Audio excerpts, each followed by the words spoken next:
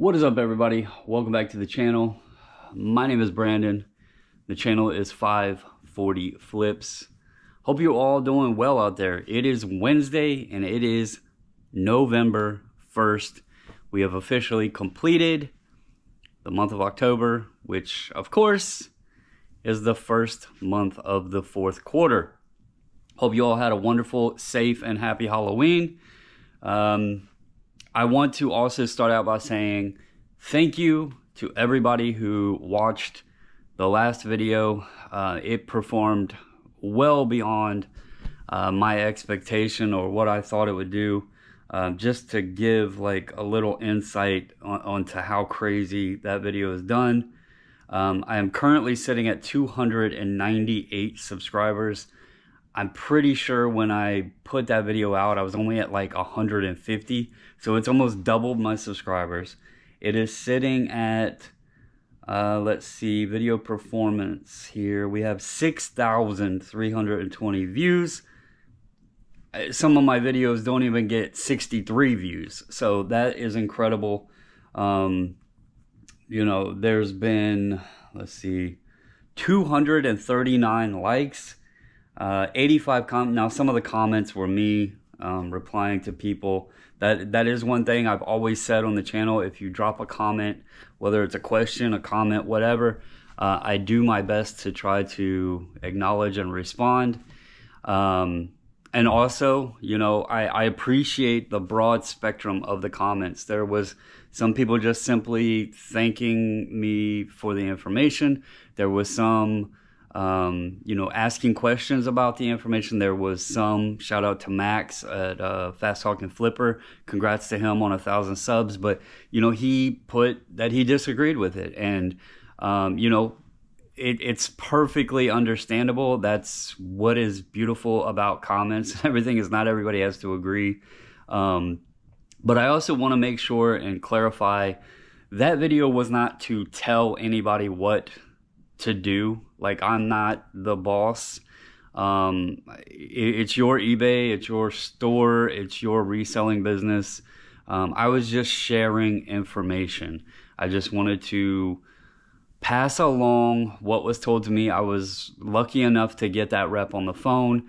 She was nice enough to explain a lot of things to me that had not been explained previously, and so I just wanted to kind of share that information.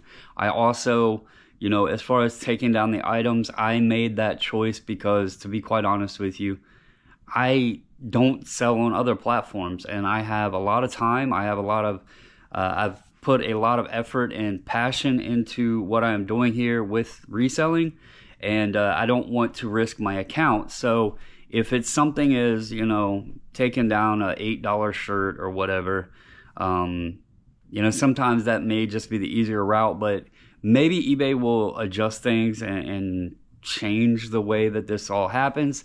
And then those items, you know, if I still have them, I can put them back up or whatever. So, but I just wanted to say thank you and let everybody know, you know, I really do appreciate it. Hopefully you guys get, you know, that are new here, you get something and take away from other videos as well, whether it just be entertaining or information. But enough of that. I want to talk about eBay sales, and it is a hot topic. Like, you hear it all over YouTube, right? And I'm going to tell you, it gets a little frustrating at times, the doom and gloom. It also gets frustrating. Again, I'm not here to tell anybody what to do. I don't feel like I have all of the answers. In fact, I don't feel like anybody out there has all of the answers to this. Algorithms change constantly, and anybody that tells you they figured it out is full of dookie. So my takeaway is evaluate your own store. Evaluate what you're doing. Evaluate your items. Evaluate your listings, your price points, your shipping. Evaluate everything that you are doing, right? eBay is going to do updates that is out of your control. The only thing that you can change is what you are in control of. And I know there's people out there that say, oh, you gotta list and you gotta, you gotta end and sell similar. You gotta, you gotta put your store on sale. You gotta send out offers. All of these things, right? Everybody, you gotta do this, you gotta do that. And to be frank, I will tell you 100% the only thing that I have 100% confidence in that changes how my store does is whether or not I sit my butt in that chair over there and list items. That is the only thing that I have seen that really will change how my store acts. If I am lazy or busy and I have a week or two where I don't list items, guess what? My sales start dropping. And it's kind of a simple philosophy, really. You hear people talk about sell-through rates. There's items out there that are very long tail. They're going to take a while to sell. And there's items out there you could list them today and they sell in an hour, or they'll sell by the end of the day or tomorrow. In fact, some of the items, I'm going to tell you one, some items will surprise you. I listed 2 like jumbo wood block octopus stamps. My wife picked them up down at the Route 29 sale, the fall 29 sale. This lady had a ton of stamps, and she paid 50 cents a piece for just a few of the stamps this lady had, and I wish she had bought more, because those 2 octopus wood stamps sold for $39.99 plus shipping each, and I just listed them yesterday. So there's things out there that you may not expect that are going to be fast sellers, but doing the research is one way. And there's something I found within eBay that I want to share with folks. I will do that in a later video, more information out there. But my point is, if you're only listing long tail items, you may have a slow period, right? The more of those you list, you're eventually going to keep kindling sales, right?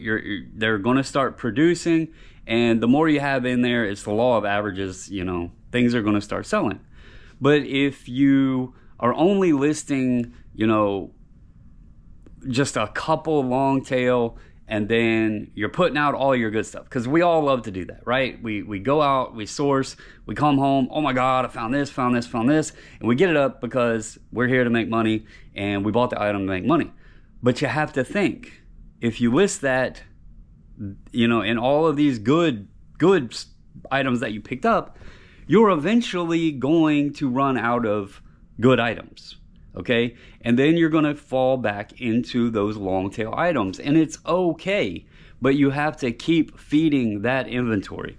You have to keep feeding your store, because again, the more of those you put in, the more it's going to just start leveling out. Something might have been sitting there for 3 months, but it's going to sell, and it's got maybe a long tail, a 90-day sell-through rate or whatever. But then you might have another one coming up that you listed after that it's going to come to its time, that somebody's going to want that item and they're going to buy it. And you're going to start seeing that turnover over and over and over. None of us have, well, I shouldn't say none of us, there might be some people out there, but most of us aren't blessed with honey holes that have these amazing items that all have like these insane sell-through rates. Actually, I guess there are some people that are blessed with that.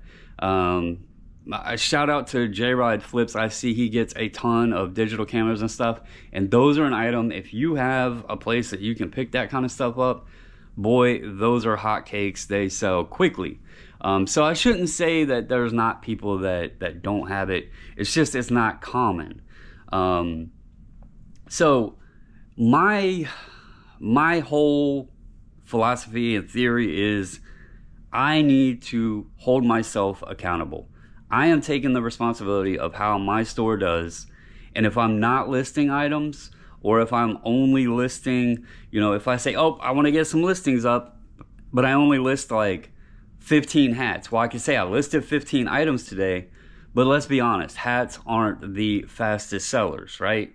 You could list 15 and it might take, 3 months to sell 4 of them. Who knows, right? So that's part of it. You know, you have to look at not just that you are listing, but take a look at what you are listing, how much, how consistent, all of that. And I know it sounds cliche and it sounds the simplest, silliest thing, but list items, sell items. And you know, when I say that, dive into your listing though. Don't just plop an item up. Don't just go through and click sell similar, sell similar, sell similar on other people's listings. Do the research. Take the time to look at what your item should be selling for. I love Terapeak. It is what I use passionately to price my items. I use it also for shipping prices. I think it has a lot of data in there that can help you price your shipping correctly. So, you know, there is a step further. It's not just throw an item up and, you know, hey, I listed 10 things today. Make sure your titles are good. Make sure your pictures are good.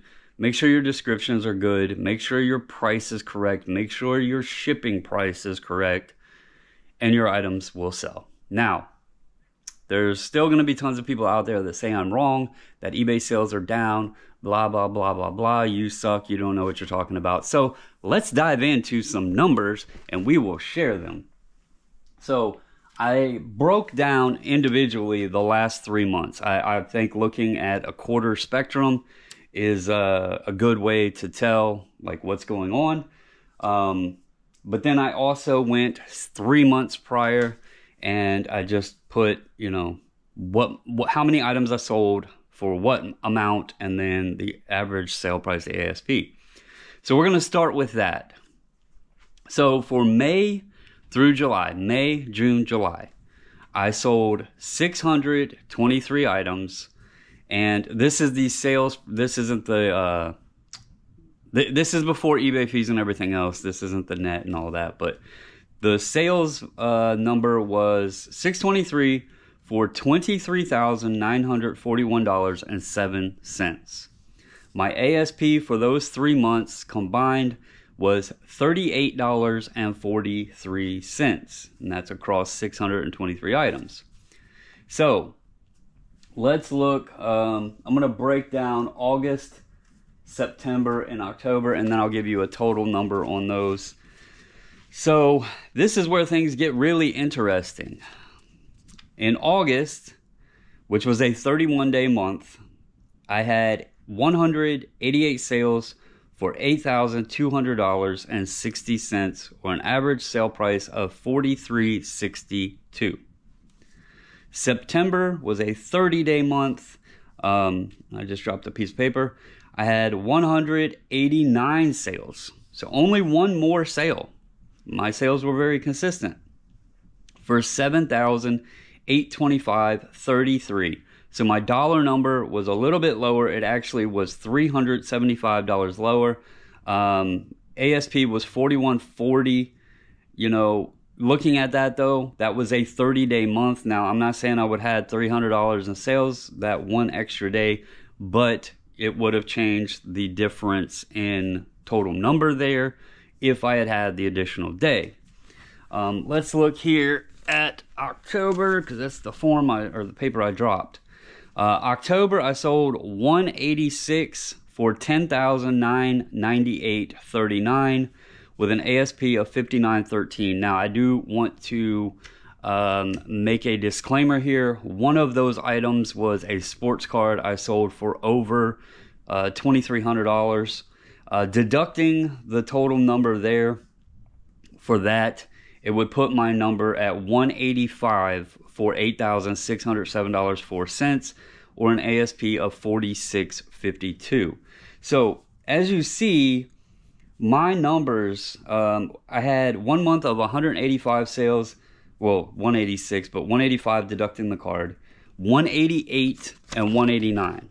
My number of sales was almost exact all 3 months. And then my dollar amounts had a variance of under $800 month to month. I had, my low month was $78.25, and my high month was 8607. Again, that's without that sports card in there. The month actually produced almost 11,000, but so 8607, 7825, less than $800 difference. My ASPs were all over $40. So comparing it on a 3-month versus 3-month, May to July, again, I had 623. August to October, 562. The interesting part is that for August to October, my number, and this is again without that card, was $24,632.97 versus $23,941.07, and my ASP went up about $5 per sale. It was $43.85 versus $38.43. My point to this is I have a smaller number of sales, but I have been selling better items. My dollar amount, which is what we're here to do, is make money. My dollar amount is up, even though my sales number is down. This, I really feel like I haven't really changed much about how I source. I still go to the same places. I still look at the same things, but I truly believe this has come from just experience and opportunities.